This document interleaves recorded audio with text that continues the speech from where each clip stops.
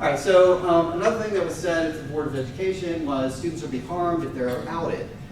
So a bunch of things about that. Trevor Project was cited by our opponents. So even if you accept the data uncritically and say, ignore the fact that it's probably a biased sample based on how they collected it, there's only 0.37% of students who are currently experiencing homelessness or housing instability.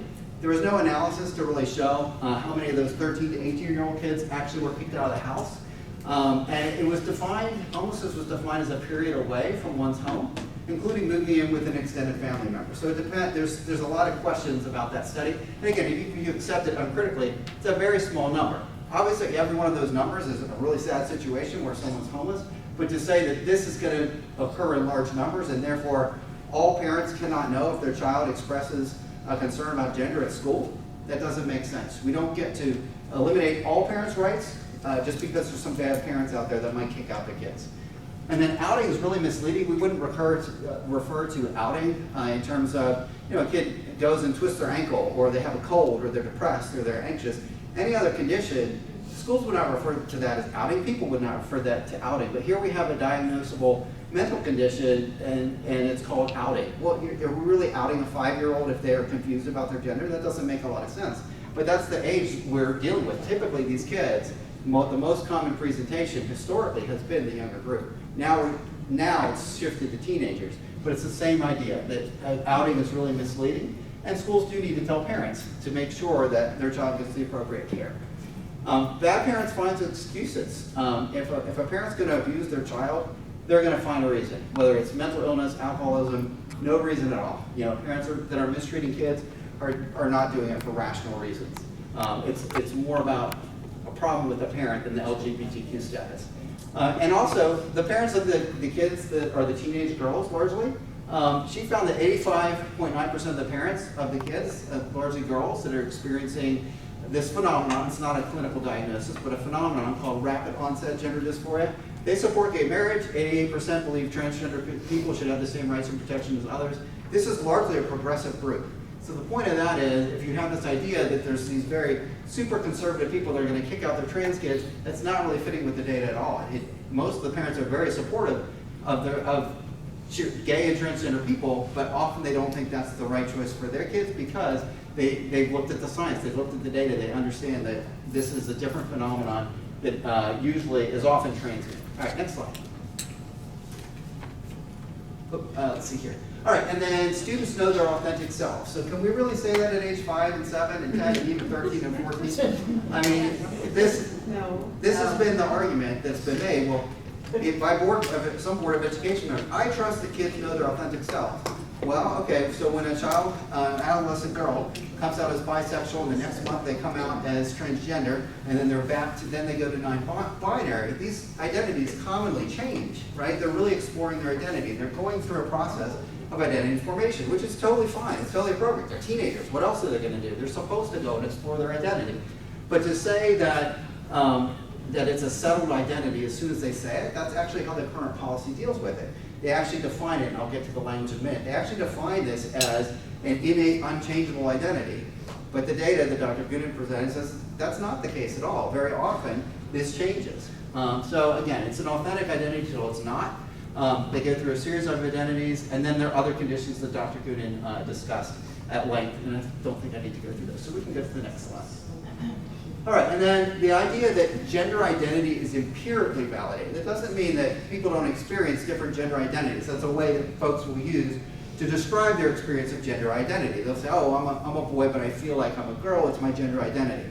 We're not saying that that's invalid, but as an empirical basis, what you need to do is actually have some physical evidence that correlates to that, right? So that as we do for every other medical condition. So there's a whole history here. The original theory was from the 1960s. By a guy named John Money.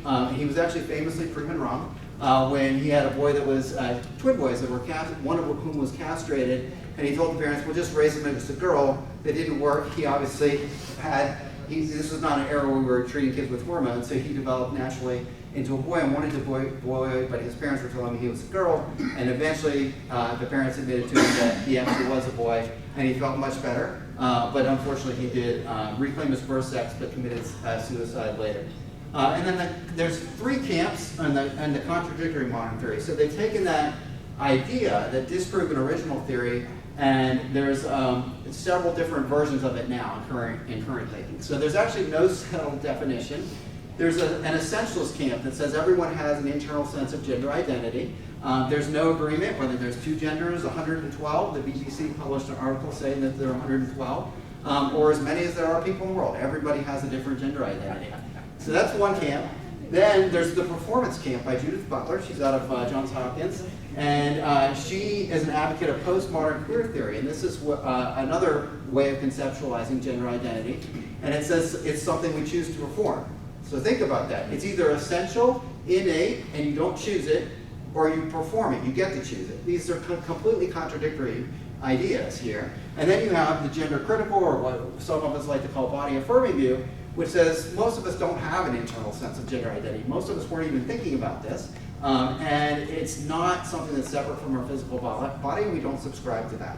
And so our policy has a definition that really recognizes people can have different views on this, and we outline all of those. We define gender identity to include everyone. The current definition is actually inaccurate, and we'll get to that in a minute. And then there's no empirical evidence. There's not a gender identity part of the brain that's been identified yet. Maybe one day it will be. I'm very open-minded to that, but right now we cannot say that that's the case. It doesn't mean gender dysphoria isn't real. Obviously it is.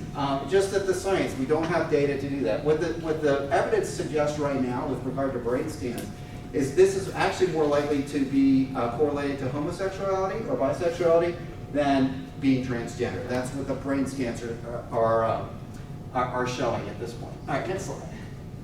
All right, so questions we'd like to ask the opponents. So is it fair to label those who disagree with your position as bigots and transphobic just because they disagree? Obviously, we think that's not fair. Do you recognize the damage you can do to people's personal reputations? This is not, yeah, we'll get to your Q&A in a minute. Do you recognize the damage you could do to people's personal reputations and finances by making these accusations? So the guy who oversaw the writing of the DSM-5 section on gender dysphoria actually lost his job because he's a transgender activist. So they accused him of conversion therapy, which he never did, trumped up charges, and he was fired from his job. So then a journalist, Jesse Singal, actually got involved and investigated it, found that none of these things were true, and he won like a $500,000 settlement from his hospital for being fired. So unfortunately, some of the trans rights advocates are actually attacking people personally for this, and that's really unfortunate.